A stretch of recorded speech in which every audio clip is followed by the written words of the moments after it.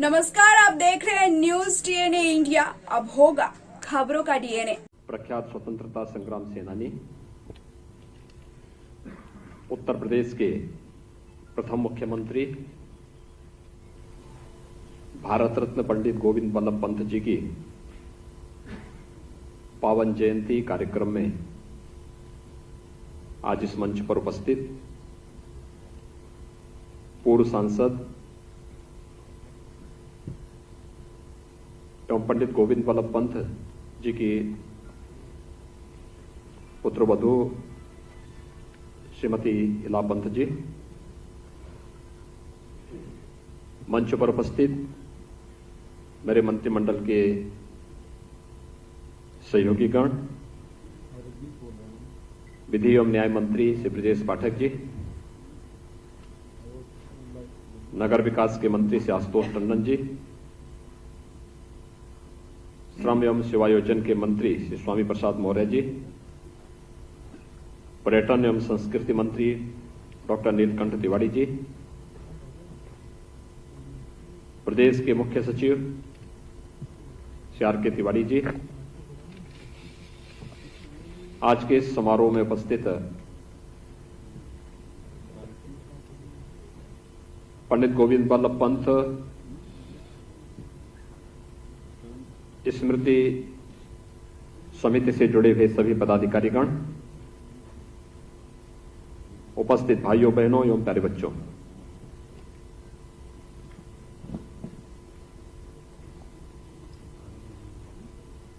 प्रख्यात स्वतंत्रता संग्राम सेनानी और प्रदेश के प्रथम मुख्यमंत्री पंडित गोविंद बल्लभ पंत जी की पावन जयंती के कार्यक्रम को आज पूरा प्रदेश और पूरा देश उत्साह और उमंग के साथ आयोजित करने के साथ ही इस महान स्वतंत्रता संग्राम सेनानी के प्रति उनकी स्मृतियों को कोटि कोटि नमन करते हुए अपनी विनम्र श्रद्धांजलि अर्पित कर रहा है। मैं इस अवसर पर प्रदेशवासियों की ओर से इस महान स्वतंत्रता संग्राम सेनानी और प्रदेश के प्रथम मुख्यमंत्री, जिन्होंने प्रदेश के विकास को भारत की भावनाओं के अनुरूप एक नई दिशा देने का कार्य किया था, ऐसे भारत माता के महान सपूत पंडित गोविंद बल्लभ पंत जी को प्रदेशवासियों की ओर से कोटि कोटि नमन करते हुए विनम्र श्रद्धांजलि अर्पित करता हूं। भाइयों बहनों, हम सब इस बात को जानते हैं कि उत्तर प्रदेश में 1937 से 1939 तक और उसके उपरांत 1947 से लेकर के 1954 तक प्रदेश के मुख्यमंत्री के रूप में पंडित गोविंद बल्लभ पंत जी का एक यशस्वी नेतृत्व उत्तर प्रदेश को प्राप्त हुआ था।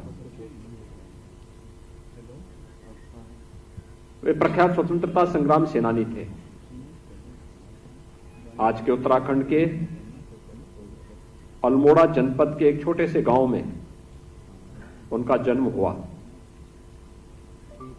प्रारंभिक शिक्षा के बाद प्रयागराज में उन्होंने अपनी उच्च शिक्षा अर्जित की, लेकिन उच्च शिक्षा अर्जित करने के दौरान ही देश की स्वाधीनता के प्रति मन में जो उमंग था, जो एक ललक थी, जो एक उत्साह था, वह उन्हें देश के स्वतंत्रता संग्राम सेनानियों के निकट लाकर के और इस अभियान का एक प्रमुख सेनानी बना दिया।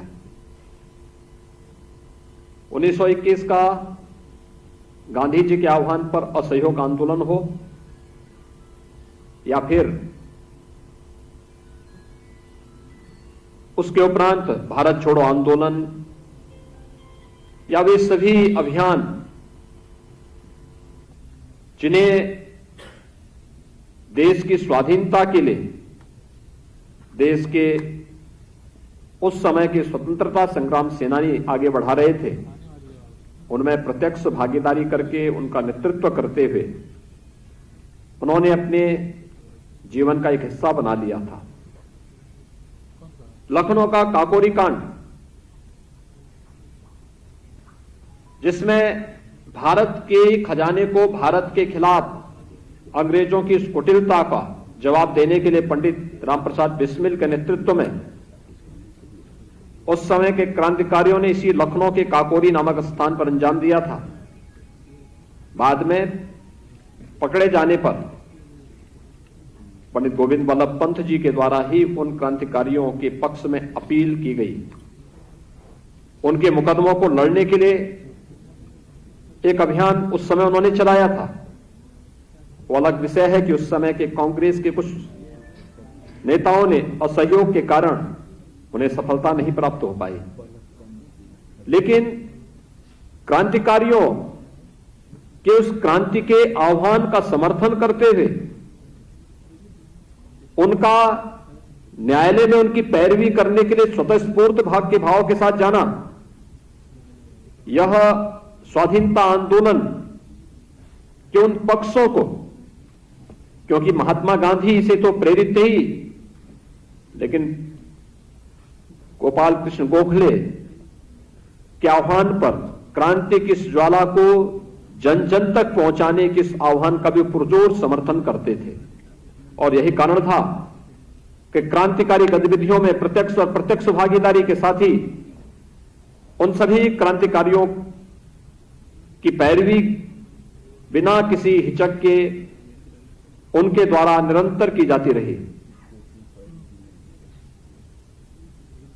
पंत जी जब उत्तर प्रदेश के प्रथम बार मुख्यमंत्री बने 1937 से 1939 में, उन्होंने मुख्यमंत्री पद को इसलिए छोड़ा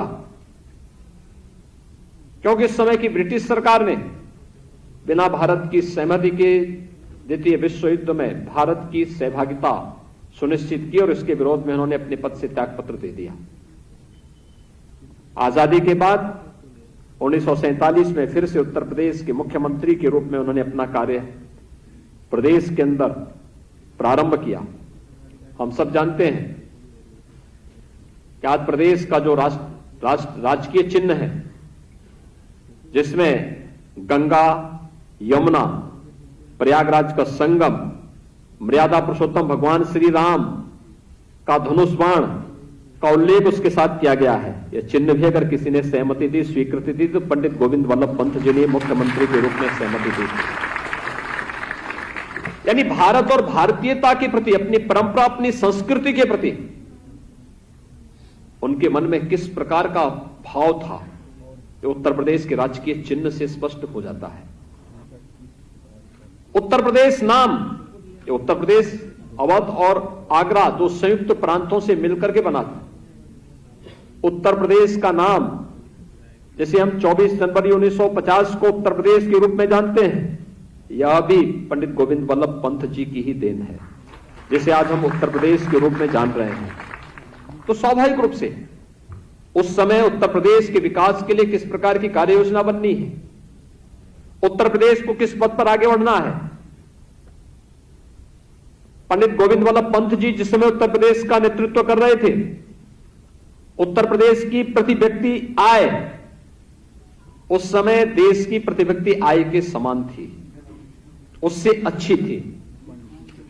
लेकिन धीरे धीरे करके पंत जी जब 1954 में केंद्रीय गृह मंत्री बने और उसके बाद फिर देश का नेतृत्व 1961 तक गृह मंत्री के रूप में उनका यशस्वी नेतृत्व पूरे देश को मिला। देश की आंतरिक सुरक्षा की व्यवस्था कैसे पुख्ता की जानी चाहिए, इसके लिए हमारी क्या रणनीति होनी चाहिए, देश के अंदर पैरामिलिट्री के रूप में हमारी अर्धसैनिक बलों की भूमिका किस रूप में आगे बढ़नी चाहिए, राजभाषा के रूप में हिंदी को कैसे सम्मान मिलना चाहिए, ये तमाम ऐसे मुद्दे थे जिनको लेकर के उन्होंने बड़ी बेबाकी से के साथ उस समय कार्य करते हुए इस देश को अपना यशस्वी नेतृत्व प्रदान किया। लेकिन आपने देखा होगा यही उत्तर प्रदेश बाद में 80 और 90 के दशक में आते आते पिछली सदी के अंतिम चरणों में आते आते कहां पहुंच गया।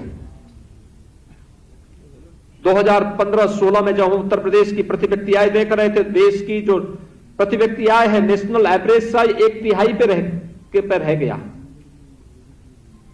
उत्तर प्रदेश जिसकी अर्थव्यवस्था देश के अंदर सबसे अच्छी अर्थव्यवस्था मानी जाती थी पंत जी के समय में, बाद के कालखंड में किस दुर्गति का शिकार हुआ।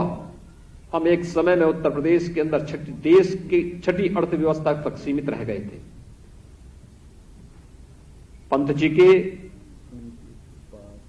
उस बहुआयामी व्यक्तित्व, देश और समाज के प्रति उनके योगदान को ध्यान में रखकर प्रदेश सरकार निरंतर उनसे प्रेरणा और प्रकाश प्राप्त करता रहा है। और आज इसी का परिणाम है कि प्रधानमंत्री जी ने जब देश के स्वाधीनता दिवस के अमृत महोत्सव कार्यक्रम का शुभारंभ किया,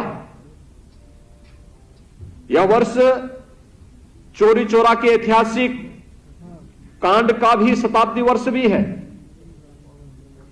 4 फरवरी 1922 को गोरखपुर के चोरी चोरा में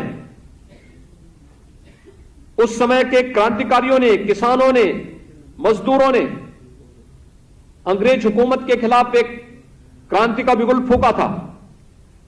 उत्तर प्रदेश इस शताब्दी वर्ष की स्मृतियों को बड़ी ओजस्विता के साथ पूरे प्रदेश के अंदर और आजादी के अमृत महोत्सव कार्यक्रम को भी बड़े हर्षोल्लास के साथ मना रहा है। स्वाभाविक रूप से हमारे लिए अपने स्वतंत्रता संग्राम सेनानियों के प्रति नमन करने, उनके प्रति श्रद्धांजलि अर्पित करने का एक अवसर हम सबके सामने आया है। और यह अवसर हमारे लिए अद्भुत है कि प्रख्यात स्वतंत्रता संग्राम सेनानी और प्रदेश के मुख्यमंत्री के रूप में जिन्होंने अपना यशस्वी मार्गदर्शन, नेतृत्व प्रदेशवासियों को दिया, पंडित गोविंद बल्लभ पंत जी को हम स्मरण कर सकें। और आज जब उत्तर प्रदेश इस दिशा में आगे बढ़ रहा है तो मुझे बताते हुए प्रसन्नता है कि गोविंद बल्लभ पंत जी ने उत्तर प्रदेश को देश की नंबर 1 की इकोनॉमी में पहुंचाने के जो बेड़ा उठाया था, उस समय लेकर के गए थे। उत्तर प्रदेश आज तेजी के साथ उस दिशा में अग्रसर है।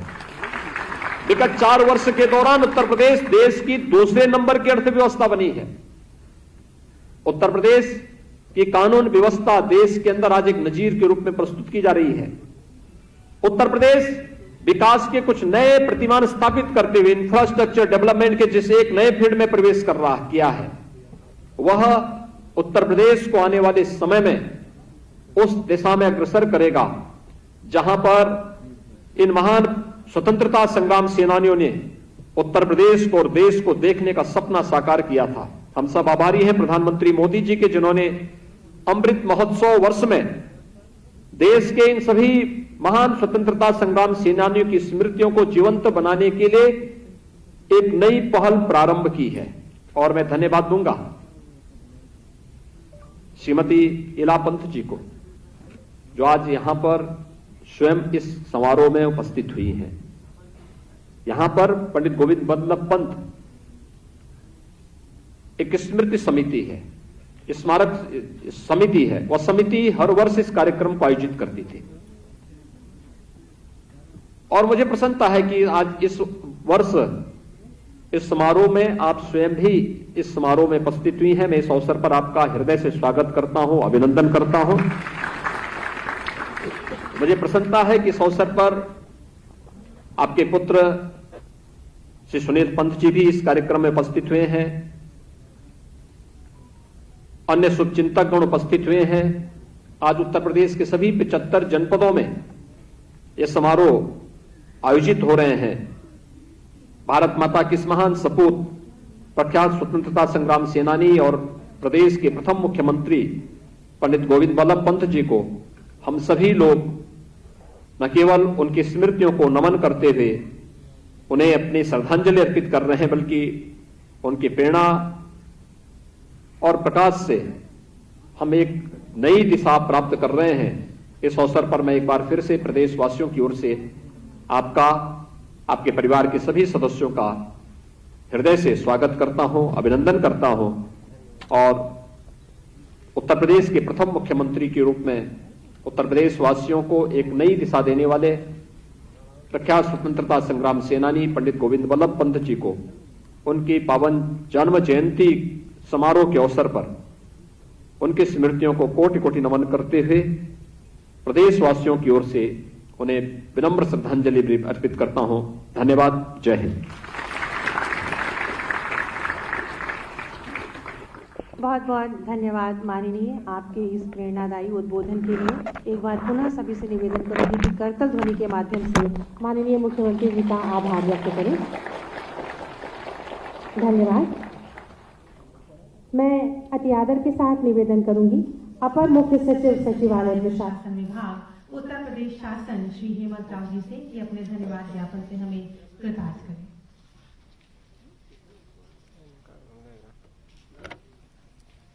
आजादी का अमृत महोत्सव के इस पावन अवसर पर हम देश के स्वतंत्रता सेनानियों को याद कर रहे हैं जिन्होंने अपना पूरा जीवन राष्ट्र को समर्पित किया। इसी कड़ी में राज्य एवं देश के गौरव पंडित गोविंद वल्लभ पंत जी की 134वीं जयंती के अवसर पर उन्हें श्रद्धासुमन अर्पित करने आए माननीय मुख्यमंत्री जी का अत्यंत आभारी हूँ कि आपकी प्रेरणा से हम ये पुष्पांजलि कार्यक्रम करने में सफल हुए। आपने हमें अपना बहुमूल्य समय दिया। मैं आभारी हूँ माननीय नगर विकास मंत्री जी का, माननीय विधायक एवं नागरिक। अपने क्षेत्र के हर खबर को पाने के लिए हमारे चैनल को सब्सक्राइब करें, लाइक करें और शेयर करें। साथ ही बेल आइकन को दबाना ना भूलें। और हाँ, हमसे जुड़ने के लिए कांटेक्ट करें नीचे दिए हुए नंबर्स पर। तो ऐसी खबरों के लिए जुड़े रहिए हमारे चैनल न्यूज़ DNA इंडिया के साथ।